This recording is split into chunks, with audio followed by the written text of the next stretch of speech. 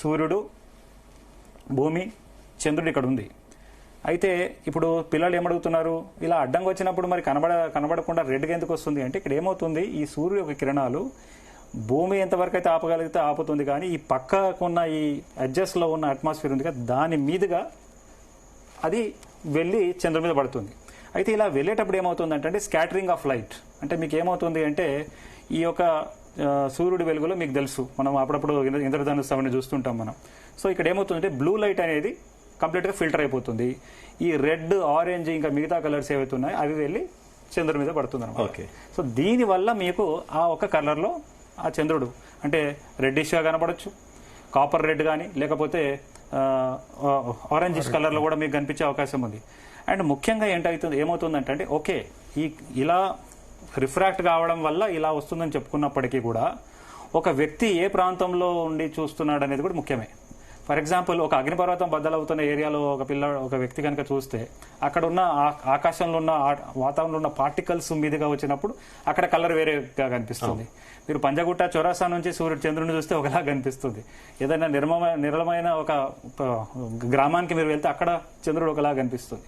So అది కూడా చాలా ముఖ్యమే. సో అయితే ఇవన్నీ అర్థం చేసుకోకుండా, ఇవన్నీ అంశాలు ప్రజలకు చెప్పకుండా ఏం చేశారు అంటే, చాలా ప్రామినెంట్ ఛానల్స్ అండి, చాలా prominent news papers, national Geography, BBC లాంటి సంస్థలు కూడా బ్లడ్ లూనార్ ఎక్లిప్స్. మరి బ్లడ్ లూనార్ ఎక్లిప్స్ అనేది మన పాఠ్యాంశాలు ఉందా చెప్పండి? మీరు మనం చదువుకున్నాం కదండి, లూనార్ ఎక్లిప్స్ చదివాం, సోలార్ ఎక్లిప్స్ చదివాం, కానీ రక్తపు గ్రహణాలు అనేది చూసామా? అంటే ఇది ఎవరో పనిగట్టుకొని చేస్తున్న ప్రయత్నమే.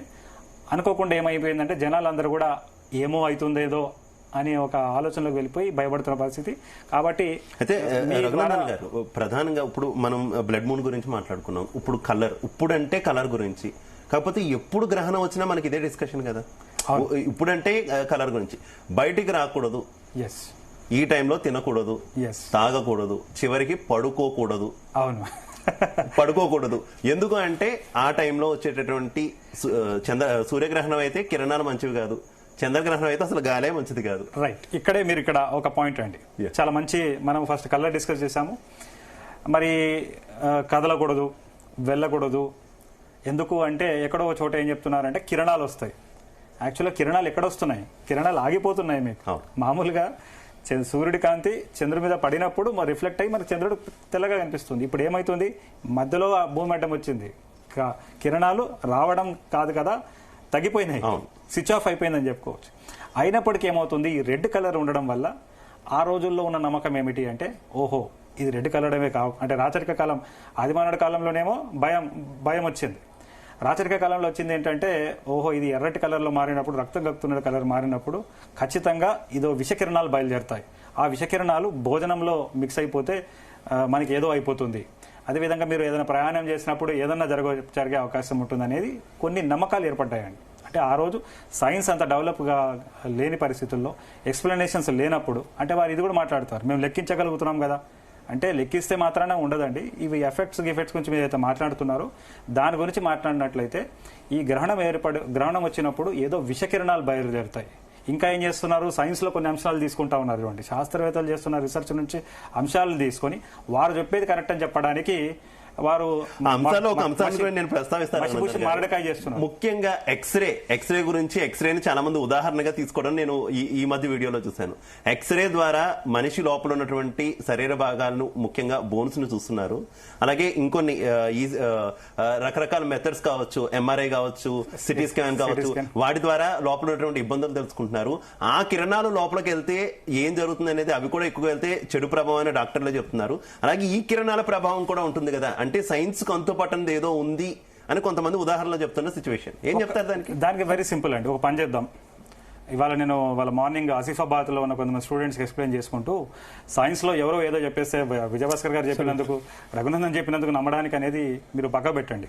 ఇప్పుడు గ్రహణం సంభవిస్తుంది కదా, మీరేం చేయండి, ఒక గ్లాస్ ఆఫ్ వాటర్ తీసుకోండి, ఇంట్లో పెట్టండి. 2 గ్లాస్ ఆఫ్ వాటర్ తీసుకెళ్ళండి, బయట పెట్టండి.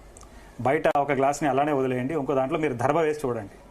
ఈ గ్రహణం అంతా అయిపోయిన తర్వాత ఆ 3 గ్లాసెస్ని తీసుకెళ్లి మీరు ఏదైనా ల్యాబ్లో వెళ్ళి టెస్ట్ చేయండి. నిజంగా విషకిరణాలు వచ్చి ఏదైనా జరిగి ఉంటే, ఏదైనా జరిగితే, ఇక సైన్స్కి అందరిది కూడా లేదు అని అంటే దానికి ఎక్స్ప్లెనేషన్ చెప్పలేమండి. ఎందుకంటే మీరు సిటీ స్కాన్ చేసిన తర్వాత ఖచ్చితంగా దానిలో రేజెంట్ రేస్ ఉంటాయి, అవి మోస్ట్ డేంజరస్ అని టెక్నికల్ గా మనం చెప్తున్నాం. కానీ మానవాళి మీద పడే ఈ గ్రహణం యొక్క రేస్ వలన నిజంగా ఎఫెక్ట్ అయ్యారంటే అసలు మానవాళి బతకదు. సరే, కొన్ని వేల కిలోమీటర్ల దూరంలో ఉంటుంది, అది కొన్ని లక్షల కిలోమీటర్లు దూరం. సరే, ఓకే. అయితే ఇప్పుడు ఒక బేసిస్ అండి, ఇట్లా ఈ కిరణాల వల్ల ఎప్పుడైతే ఫుడ్ లో కలిస్తే, అయితే నేనేమంటున్నాను, మీరే ఎక్స్పెరిమెంట్ చేసి చెక్ చేసుకోండి కదా. Why do you believe anybody else? రెండో విషయం, ఇప్పుడు ఈ యొక్క డిస్కషన్ ద్వారా ఒక ముఖ్యమైన మెసేజ్ మనం పంపించాలండి. నిజంగా గ్రహణాల వల్ల మనం తినే ఫుడ్ కనుక స్పాయిల్ అయితే, ఎందుకంటే ఇప్పుడు ఆ జ్యోతిష్యులు చూస్తున్నారు కదా, ఏమంటున్నారు, ఆ ఆహారాన్ని తీసి పడేయాలి అని అంటున్నారు కదా. అది చెప్తున్నా, ఇంకా రకరకాలుగా చెప్తా ఉన్నారు. లేదంటే ముందుగా తినేసేయండి, పడుకోండి అని చెప్పేసి చెప్తా ఉన్నారు. 6 గంటలకే తినేసేయండి, తర్వాత పడండి. ఇప్పుడు మరి సూపర్ మార్కెట్లలో, గోడౌన్స్లలో వేలాది టన్నుల బియ్యం ఫుడ్ అంతా ఉంది, అదంతా పడేస్తున్నామా? సరే, సో నేనేమంటున్నానంటే ప్రయోగాత్మకంగా మనం తెలుసుకొని మనం సాల్వ్ చేసుకునే పరిస్థితి ఉన్నదని. అయితే నిజంగా గనక ఈ యొక్క గ్రహణం వల్ల ఒకవేళ ఒక వ్యక్తి యొక్క శరీరం మీద ఏమైనా ప్రభావం పడి లేదా హానికారకంగా ఉంటే గనక వరల్డ్ హెల్త్ ఆర్గనైజేషన్ ఉన్నదండి ఈరోజు.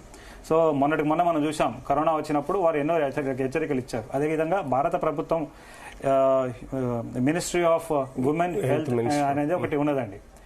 ఆ ఒక మినిస్ట్రీ ఉంది.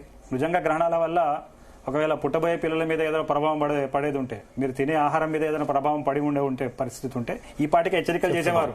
చేసి, సందీప్ గారు మీరు ఇంట్లో నుంచి అసలు స్టూడియోకి వెళ్ళకండి, మీరు ఆహారం తీసుకోకండి, మరి అట్లాంటి హెచ్చరికలు ఎప్పుడైనా చేశారా? మరి రోజు WHO ఎన్నో హెచ్చరికలు చేస్తూ ఉన్నది కొత్త వైరస్ల గురించి. అలాంటిది ఈ గ్రహణం గురించి ఎలాంటి హెచ్చరిక చేయలేదే.